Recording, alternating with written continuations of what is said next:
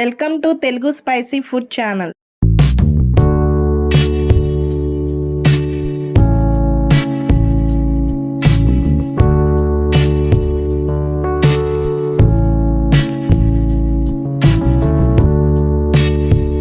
అందరికీ నమస్కారం.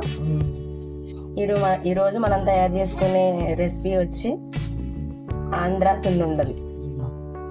ముందుగా వాండి పెట్టుకొని అది బాగా హీట్ ఎక్కిన తర్వాత 1 కేజీ మినపగుళ్ళు కానీ లేదంటే కేజీ పప్పు కానీ తీసుకొని, పప్పుతో కూడా చేసుకోవచ్చు, పప్పుతో కానీ సున్నుండలు తయారు చేసుకోవచ్చు. కాబట్టి నాకు అవైలబుల్గా పప్పు ఉంది కాబట్టి దీంతో ప్రిపేర్ చేస్తున్నాను.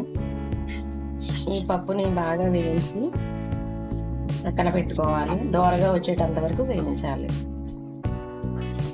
ఇలా చల్లారిన మినపప్పుని కొంచెం యాలకులు, కొంచెం రైస్ కూడా కలుపుకొని మిక్సీ పట్టుకోవాలి.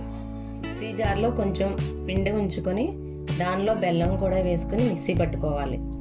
కేజీ మినపప్పుకి ఇంచుమించుగా కేజీ బెల్లం పట్టేస్తుంది. మిక్సీ పట్టిన పిండిని, బెల్లాన్ని ఇలాగ మొత్తం కలిసేటంత వరకు కలుపుకోవాలి.